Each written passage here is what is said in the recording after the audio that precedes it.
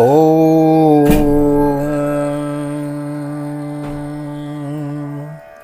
जय श्री राधे, जय श्री कृष्ण आप सभी को। और कैसे हैं आप सभी? आशा करते हैं ठाकुर जी की कृपा से आप सभी कुशल मंगल होंगे और ठाकुर जी की भक्ति में लीन होंगे। मैं राधेश्याम वशिष्ठ आप सभी का एक बार पुनः स्वागत करता हूं आप ही के YouTube चैनल VKBPS परिवार श्रीधाम वृंदावन। ले चलता हूं आज की महत्व दिन की कथा प्रसंग की ओर। बिकॉज आज है अमावस्या और वट सावित्री व्रत की विधान की पूजा का विधान आज के दिन होता है। तो आइए आज की वट सावित्री व्रत पूजा कथा के ऊपर हम दृष्टि डालेंगे, विचार बिंदु रखेंगे। आज की इस परम पावन पर्व पर किस प्रकार पूजा की जाती है और सत्यवान सावित्री की कथा आज हम श्रवण करेंगे। एक निवेदन अवश्य करना चाहूँगा, नए आए हैं तो चैनल को सब्सक्राइब कर लें, बेल आइकन को भी प्रेस कर दें। आइए आज की कथा प्रसंग की ओर हम चलते हैं। तो मेरे साथ एक बार जय जयकार करेंगे। बोलो कृष्ण कन्हैया लाल की जय, राधा रानी सरकार की जय। तो वट सावित्री व्रत ज्येष्ठ मास की कृष्ण पक्ष की अमावस्या को संपन्न किया जाता है। यह स्त्रियों के लिए महत्वपूर्ण पर्व है। इस दिन सत्यवान सावित्री तथा यमराज की पूजा की जाती है। सावित्री ने इसी व्रत के प्रभाव से अपने मृतक पति सत्यवान को धर्मराज से छुड़ाया था। यह कथा श्रीमद् देवी भागवत में विस्तार से आई है और यहाँ आज हम आपको श्रवण करा रहे हैं। तो विधान इस प्रकार है पूजा का। जो सुहागिन स्त्रियाँ होती हैं ना, उनको व्रत करने का, पूजा करने का विधान यहाँ बताया गया है। वट वृक्ष के नीचे मिट्टी की बनी सावित्री और सत्यवान तथा भैंसे पर सवार यम की प्रतिमा स्थापित कर पूजा करनी चाहिए तथा बड़ की जड़ में पानी देना चाहिए। पूजा के लिए जल, मौली यानी कलावा, रोली, कच्चा सूत, भिगोया हुआ चना, फूल तथा धूप होनी चाहिए। जल से वटवृक्ष को सींचकर तने के चारों ओर कच्चा धागा लपेटकर 3 बार परिक्रमा करनी चाहिए। इसके पश्चात सत्यवान सावित्री की कथा सुननी चाहिए। इसके बाद भीगे हुए चनों का बायना निकालकर उस पर यथाशक्ति रुपए रखकर अपनी सास को देना चाहिए और उनके चरण स्पर्श करना चाहिए। तो यह तो है विधान, इसका पूजा का विधि आपको बताई। आइए अब कथा की ओर हम दृष्टि डालते हैं, कथा श्रवण करते हैं। मद्र देश के राजा थे अश्वपति। अश्वपति ने पत्नी सहित संतान के लिए सावित्री देवी का विधि पूर्वक व्रत तथा पूजन करके पुत्री होने का वर प्राप्त किया। सर्वगुण संपन्न देवी सावित्री ने पुत्री के रूप में अश्वपति के घर कन्या के रूप में जन्म लिया। माँ भगवती ही स्वयं कन्या बनकर आ गई। कन्या के युवा होने पर अश्वपति ने अपने मंत्री के साथ सावित्री को अपना पति चुनने के लिए भेज दिया कि जाओ बेटा, तुम्हें जो अच्छा वर मिले उसके साथ हम तुम्हारा विवाह कर देंगे, जाओ वर चुन आओ। सावित्री अपने मन के अनुकूल वर का चयन कर जब लौटी तो उसी दिन देवर्षि नारद उनके यहाँ पधारे। नारद जी के पूछने पर सावित्री ने कहा, महाराज, द्युमत सेन के पुत्र हैं सत्यवान। सत्यवान की कीर्ति सुनकर उन्हें मैंने पति रूप में वर्ण कर लिया है।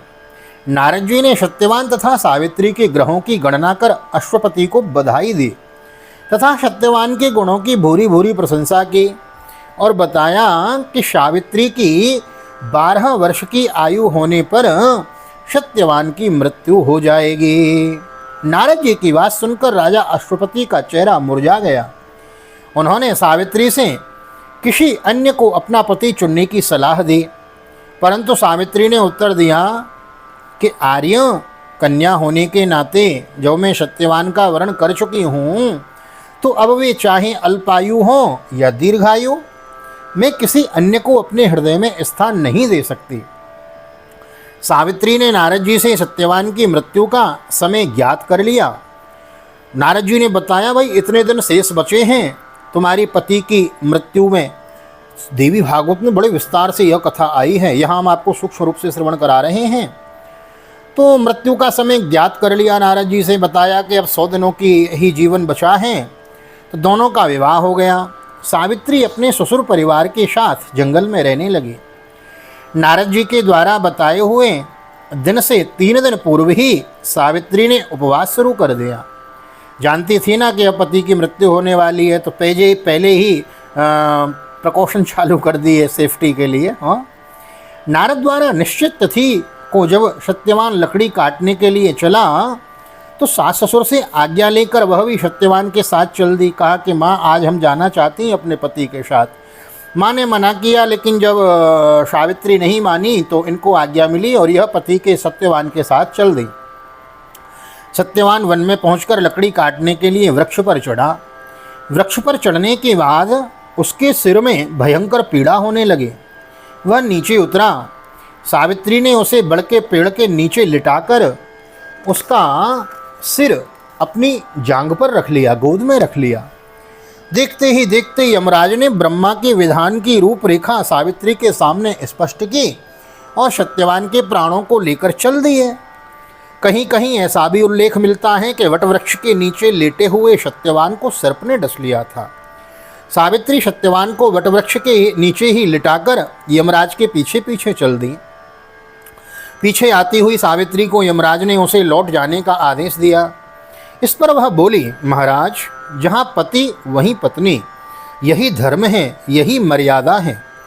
सावित्री की धर्मनिष्ठा से प्रसन्न होकर यमराज बोले, पति के प्राणों के अतिरिक्त कुछ भी मांग लो। सावित्री ने यमराज से सास ससुर की आँखों की ज्योति और दीर्घायु मांगी। यमराज तथास्तु कहकर आगे बढ़ गए। सावित्री भी यमराज का पीछा करती रहीं। यमराज बार बार मुड़ के देखते हैं, देवी तो हमारे पीछे आ रही हैं।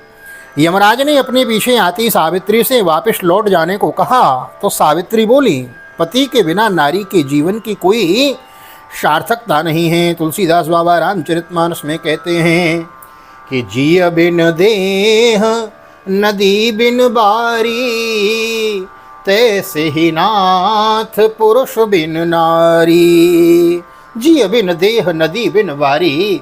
हाँ, देह में प्राण न हो और नदी में जल न हो तो कैसा लगता है, मृत देह हो जाता है, नदी सूखी लगती है। इसी प्रकार बिना पति के पत्नी की कोई शोभा नहीं है।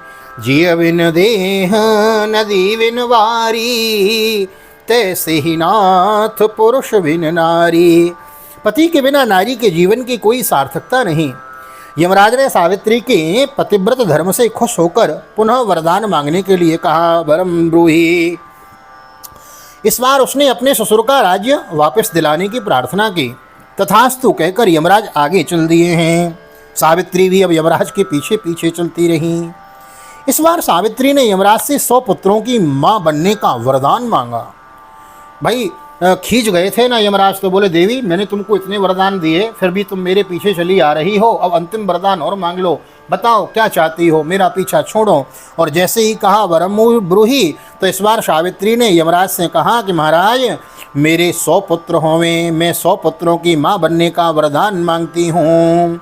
यमराज तो महाराज उत्तेजित थे ही। कहा तथास्तु कहकर जब यमराज आगे बढ़े तो सावित्री बोली, महाराज आपने मुझे 100 पुत्रों का वरदान दिया है, पर पति के बिना मैं माँ किस प्रकार बन सकती हूँ?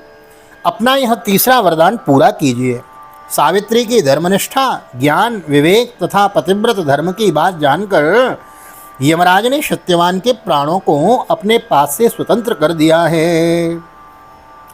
कहते हैं कि जिस प्रकार जो सर्पग्राही यथा सर्पम, वहाँ यह श्लोक लिखा है देवी भागवत में, सर्पग्राही यथा सर्पम, जैसे सांप अपनी बामी में घुस रहा हो तो सर्प को पकड़ने वाला जो सपेरा होता है ना, वह उस सांप को बामी से सकुशल निकाल लेता है, और कोई तुम्हारा सांप को खींचेगा तो सांप टूट जाता है बीच में।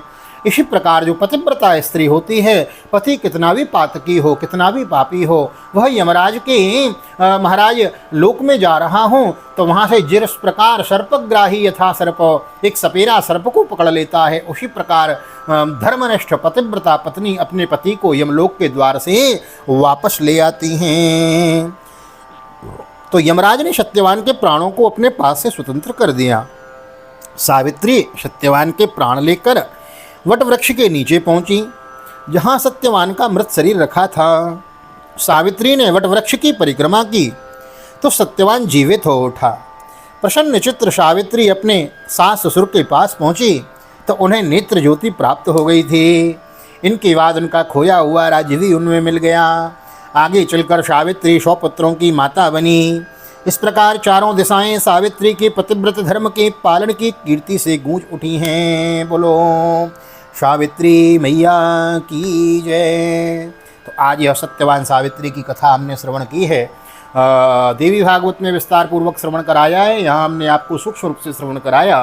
तो जितनी पातिव्रत माता बहनें हैं उनके लिए आज यह कथा हमने आपको प्रेषित की है। अच्छी लगी हो तो लाइक करें, शेयर करें। नए आए हैं चैनल को सब्सक्राइब कर लें, कमेंट में लिख देवें सत्यवान सावित्री की जय, पातिव्रत धर्म की जय। और मिलते हैं ऐसी ही अगली वीडियो में। हाँ, श्रीमद् भागवत की बृहद कथा हम श्रवण कर रहे हैं इस चैनल पे। कथा पूर्णता की विश्राम की ओर है, तो प्रातःकाल 4 बजे करीब आपको मिलती हैं। नहीं सुनी हो तो जाकर उस कथा को अवश्य श्रवण करें। और भागवत पूर्णता की ओर है, इसके बाद हम उसमें स्कंद पुराण के 4 अध्यायों के महात्म की कथा श्रवण कराएंगे। तो बने रहे चैनल पे। VKVPS परिवार के सदस्य बनने के लिए आपको हृदय से बहुत बहुत हार्दिक शुभकामनाएं, बहुत बहुत बधाई। अधिक से अधिक शेयर करें। इस VKVPS परिवार के सदस्यों की संख्या को बढ़ावें। 6600 के करीब हो गए हैं, तो जल्दी से 7000 10,000 करा दीजिए। और इसी प्रकार इस परिवार को बढ़ाते रहिए। अधिक से अधिक शेयर जरूर करें। जब हम कथा बांटते हैं तो ज्ञान बांटते हैं ना, तो यह सबसे बड़ा दान कहा गया है। अपने व्हाट्सएप ग्रुप में, अपने फेसबुक पेज पे इस कथा को शेयर करें। और जो आपके प्रेमी जन हैं, माता हैं, बहनें हैं, उनको, बुआ हैं, मौसी हैं, काकी हैं, चाची हैं, उनको यह कथा अवश्य प्रेषित करें, श्रवण कराएं, ताकि उनके जीवन में भी पातिव्रत धर्म का प्रभाव बढ़े। और यही हमारी प्रार्थना ठाकुर जी के चरणों में। आप सभी माता बहनों का सुहाग हमेशा बना रहें, ऐसी प्रार्थना ठाकुर जी के चरणों में। एक बार पुनः निवेदन, नए आए हैं चैनल को सब्सक्राइब कर लेवें, वीडियो को लाइक शेयर कर देवें। मिलते हैं अगली वीडियो में, तब तक के लिए श्रीधाम वृंदावन से आप सभी को हृदय से प्यार भरी जय श्री राधे, जय श्री कृष्ण, हरि ओम।